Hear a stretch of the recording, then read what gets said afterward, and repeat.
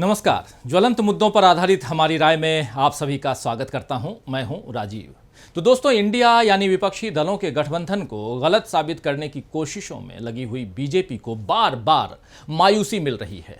लेकिन इस बीच उदयनिधि स्टालिन ने सनातन धर्म पर अपनी राय जाहिर की है और बस बीजेपी के हाथ एक नया मुद्दा हाथ लग गया है। जैसे किसी बच्चे को नया खिलौना मिल जाए तो वो दिन भर उसी के साथ खेलता रहता है जब तक कि उसका पुर्जा पुर्जा अलग ना हो जाए, यानी टूट फूट ना जाए वो खिलौना। कुछ इसी अंदाज में बीजेपी सनातन धर्म पर उदयनिधि के विचार यानी कि उनके जो बयान हैं उसके साथ खिलवाड़ में लग गई है। बीजेपी को ये खेल खेलना ही था तो क्योंकि मौसम चुनाव का है और बीजेपी के लिए अच्छे लक्षण भी नहीं दिख रहे हैं। इस चुनावी मौसम में कई तरफ से बीजेपी की हार के कयास लग रहे हैं। ऐसे में अपनी हालत सुधारने के लिए काम करने की जगह बीजेपी फिर बेबुनियाद मुद्दों को खड़ा करने में लग गई है। आइए लेकिन पहले आपको बताता हूं कि उदयनिधि स्टालिन ने सनातन धर्म के बारे में क्या कहा है और कहां कहा है।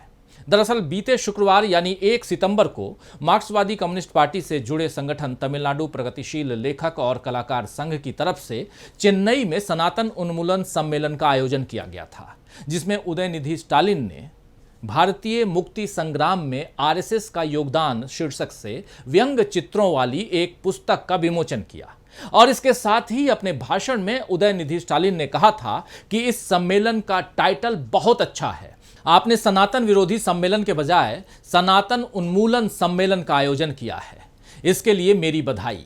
हमें कुछ चीजों को खत्म करना होगा, हम उसका विरोध नहीं कर सकते। हमें मच्छर, डेंगू बुखार, मलेरिया, कोरोना वायरस इत्यादि का विरोध नहीं करना चाहिए, उन्हें खत्म करना चाहिए। उदयनिधि ने सनातन के विरोध में यह भी कहा कि सनातन समानता और सामाजिक न्याय के खिलाफ है। उदयनिधि स्टालिन ने जो बातें कही हैं दोस्तों, उनमें कोई बात ऐसी नहीं है जो पहले नहीं कही गई हो। उत्तर भारत में बहुत से लोग सनातन धर्म के नाम पर किए जा रहे भेदभाव के खिलाफ आवाज उठाते रहे हैं और दक्षिण भारत में तो सैकड़ों वर्षों से सनातन धर्म या परंपरा का विरोध होता आया है। मगर बीजेपी इस तथ्य को जानबूझकर दबा रही है। एक देश एक चुनाव, एक देश एक भाषा, एक देश एक टैक्स जैसी बातें करके बीजेपी जो है असल में एक देश एक विचार को थोपना चाहती है, क्योंकि इससे उसके सियासी मकसद पूरे होते हैं। ऐसा नहीं है कि बीजेपी में तर्क संगत बात करने वाले लोग नहीं होंगे, लेकिन इस वक्त केवल उन लोगों को बढ़ावा दिया जा रहा है जो किसी भी बात को तोड़ मरोड़ कर पेश कर सकें और उसे चुनावी मुद्दा इस तरह बना दें कि जनता का ध्यान असली मुद्दों से हट जाए। लिहाजा उदयनिधि स्टालिन का जवाब देने के लिए बीजेपी आईटी सेल से अहम किरदार जो हैं वो सामने आते हैं और जिनका नाम आप भली भांति जानते हैं, उनका नाम है अमित मालवीय। अमित मालवीय ने 2 सितंबर को उदयनिधि स्टालिन के भाषण का एक वीडियो जारी करते हुए कहा है कि उदयनिधि ने भारत में सनातन धर्म का पालन करने वाले 80% लोगों को खत्म करने का आह्वान किया था। अब आप देखिए कि किस तरह किसी की बात को गलत तरीके से पेश करके उसके केवल मायने ही नहीं बदले जा रहे हैं, बल्कि दुष्प्रचार भी किया जा रहा है ताकि समाज में ध्रुवीकरण बढ़े। उदयनिधि ने सनातन के उन्मूलन की बात कही थी, लेकिन मालवीय ने यानी अमित मालवीय ने इसे 80% लोगों को खत्म करने से जोड़ दिया। क्या अमित मालवीय ये बता सकते हैं कि किसी के विचारों का विरोध करने का मतलब क्या उसे खत्म करना होता है?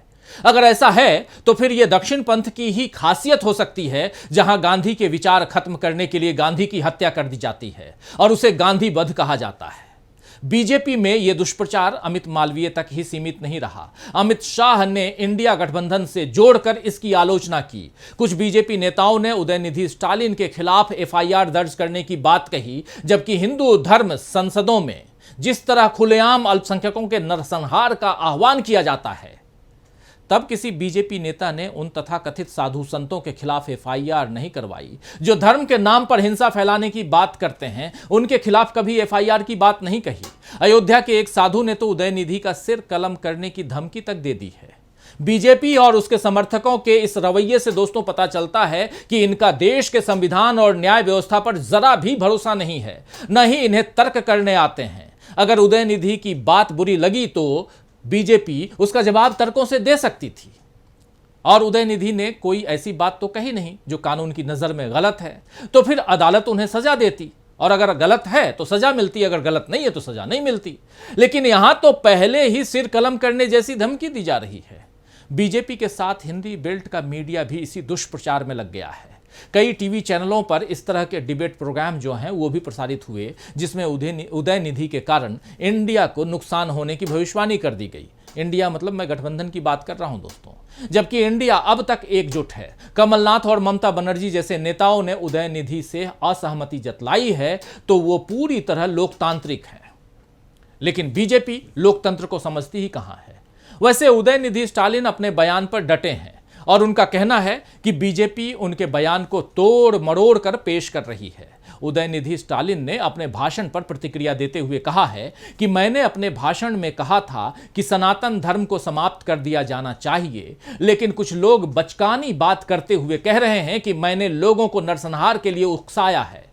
कुछ लोग कह रहे हैं कि द्रविड़ को समाप्त कर दिया जाना चाहिए। क्या इसका मतलब यह है कि डीएमके वर्कर्स को मार दिया जाना चाहिए? मैं अपने पुराने बयान पर कायम हूं और सनातन को समाप्त करने की मांग उठाता रहूंगा।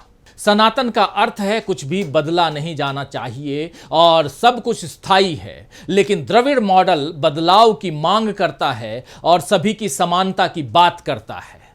आपको बता दूं दोस्तों कि देश में पहली बार सनातन के विरोध की बात जो है वो आज नहीं हुई है, बल्कि पहले भी हो चुकी है।